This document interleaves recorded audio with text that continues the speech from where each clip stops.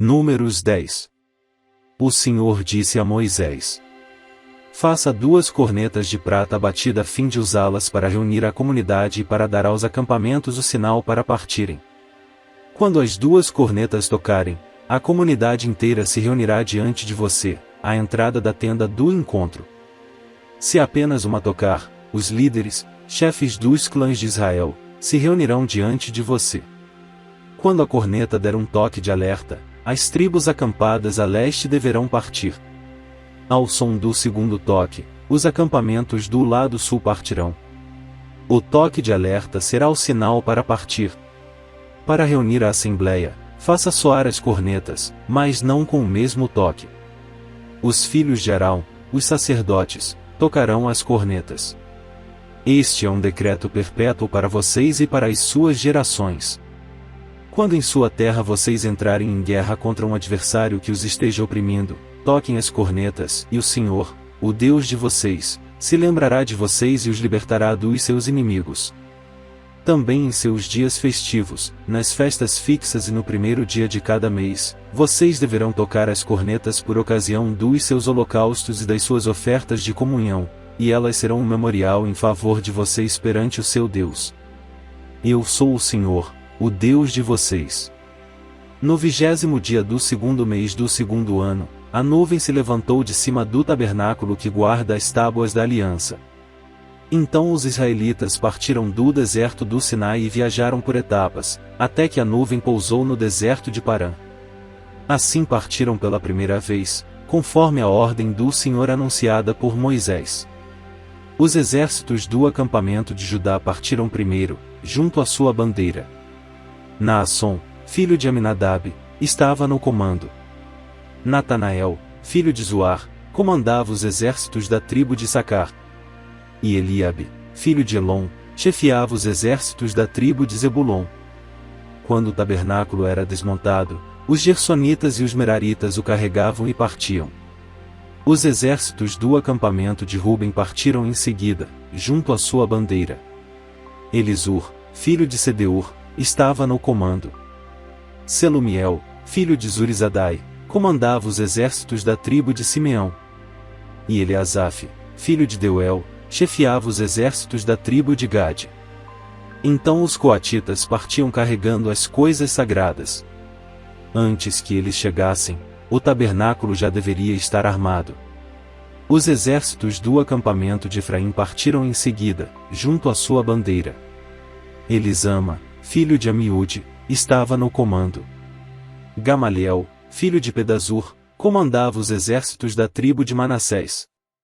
E Abidã, filho de Gideoni, os exércitos da tribo de Benjamim. Finalmente, partiram os exércitos do acampamento de Dan, junto à sua bandeira, como retaguarda para todos os acampamentos. Aiezer, filho de Amizadai, estava no comando. Pagiel, filho de Ocrã, comandava os exércitos da tribo de Asser. E Aira, filho de Enã, a divisão da tribo de Naftali. Essa era a ordem que os exércitos israelitas seguiam quando se punham em marcha. Então Moisés disse ao Babe, filho do Midianita Reuel, sogro de Moisés: estamos partindo para o lugar a respeito do qual o Senhor disse: eu o darei a vocês.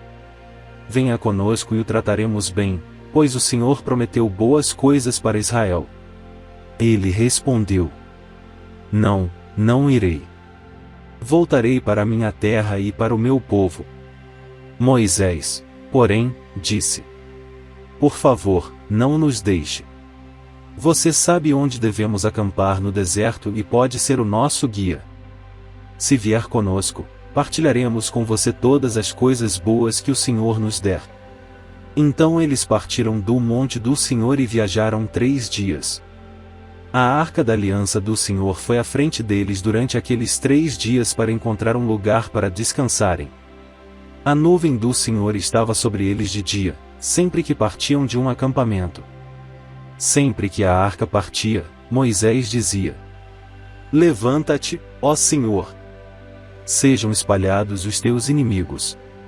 E fujam de diante de ti os teus adversários. Sempre que a arca parava, ele dizia: volta, ó Senhor, para os incontáveis milhares de Israel. Números 11.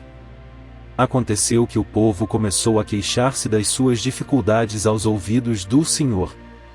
Quando ele os ouviu, a sua ira acendeu-se, e fogo da parte do Senhor queimou entre eles e consumiu algumas extremidades do acampamento. Então o povo clamou a Moisés, este orou ao Senhor, e o fogo extinguiu-se. Por isso aquele lugar foi chamado Taberá, porque o fogo da parte do Senhor queimou entre eles.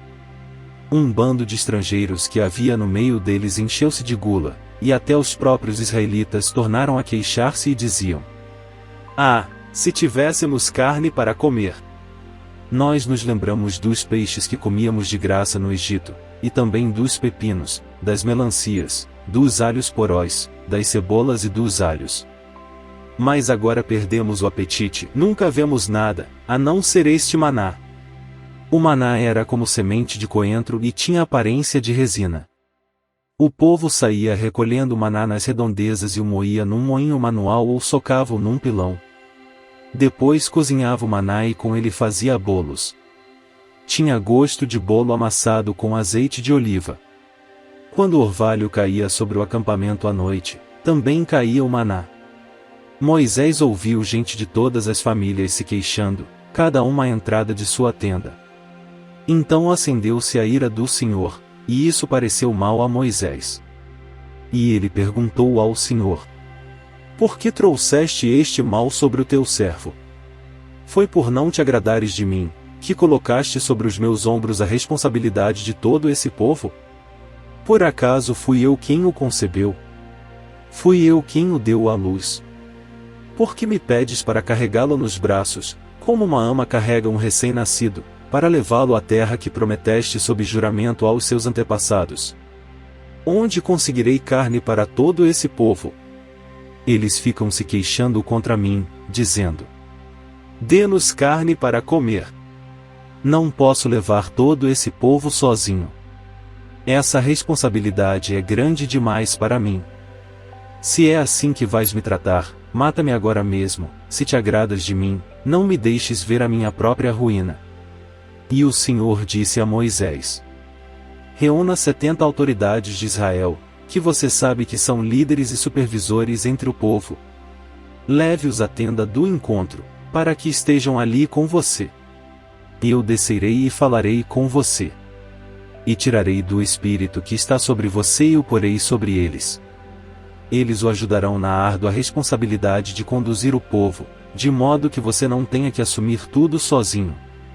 Diga ao povo: Consagrem-se para amanhã, pois vocês comerão carne. O Senhor os ouviu quando se queixaram a ele, dizendo: Ah, se tivéssemos carne para comer! Estávamos melhor no Egito. Agora o Senhor dará carne a vocês, e vocês a comerão. Vocês não comerão carne apenas um dia, ou 2, ou 5, ou 10 ou 20. Mas um mês inteiro, até que saia a carne pelo nariz de vocês e vocês tenham nojo dela, porque rejeitaram o Senhor, que está no meio de vocês, e se queixaram a ele, dizendo: Por que saímos do Egito?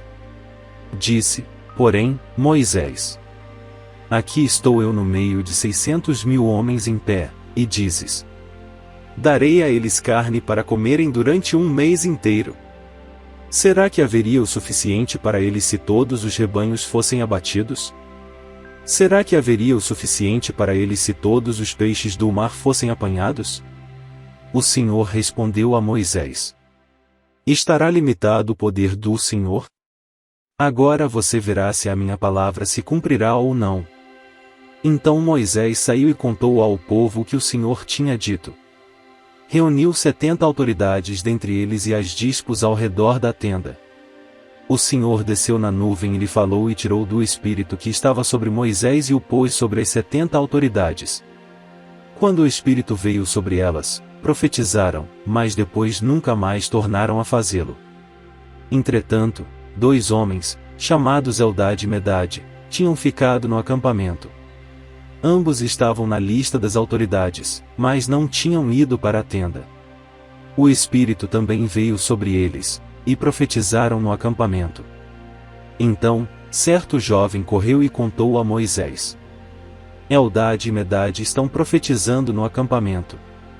Josué, filho de Num, que desde jovem era auxiliar de Moisés, interferiu e disse: Moisés, meu senhor, proíba-os.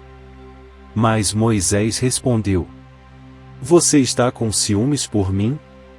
Quem dera todo o povo do Senhor fosse profeta e que o Senhor pusesse o seu espírito sobre eles. Então Moisés e as autoridades de Israel voltaram para o acampamento.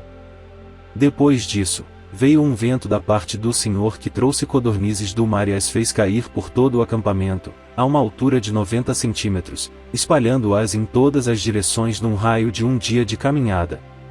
Durante todo aquele dia e aquela noite, durante todo o dia seguinte, o povo saiu e recolheu codornizes. Ninguém recolheu menos de 10 barris. Então eles as estenderam para secar ao redor de todo o acampamento. Mas, enquanto a carne ainda estava entre seus dentes e antes que a ingerissem, a ira do Senhor acendeu-se contra o povo, e ele o feriu com uma praga terrível. Por isso o lugar foi chamado Quibrote-Hatavá, porque ali foram enterrados os que tinham sido dominados pela gula. De Quibrote-Hatavá o povo partiu para Zerote, e lá ficou. Números 12. Miriam e Arão começaram a criticar Moisés porque ele havia se casado com uma mulher etíope. Será que o Senhor tem falado apenas por meio de Moisés? Perguntaram. Também não tem ele falado por meio de nós? E o Senhor ouviu isso. Ora, Moisés era um homem muito paciente, mais do que qualquer outro que havia na terra. Imediatamente o Senhor disse a Moisés, a Arão e a Miriam: Dirijam-se à tenda do encontro, vocês três. E os três foram para lá. Então o Senhor desceu numa coluna de nuvem e, pondo-se à entrada da tenda, chamou Arão e Miriam. Os dois vieram à frente. E ele disse: Ouçam as minhas palavras. Quando entre vocês há um profeta do Senhor, a ele me revelo em visões. Em sonhos falo com ele. Não é assim, porém, com meu servo Moisés, que é fiel em toda a minha casa. Com ele falo face a face, claramente, e não por enigmas. E ele vê a forma do Senhor. Por que não temeram criticar meu servo Moisés? Então a ira do Senhor acendeu-se contra eles, e ele os deixou. Quando a nuvem se afastou da tenda, Miriam estava leprosa. Sua aparência era como a da neve. Arão voltou-se para Miriam, viu que ela estava com lepra. E disse a Moisés: Por favor, meu senhor, não nos castigue pelo pecado que tão tolamente cometemos. Não permita que ela fique como um feto abortado que sai do ventre de sua mãe com a metade do corpo destruída. Então Moisés clamou ao Senhor: Ó Deus, por misericórdia, concede-lhe cura.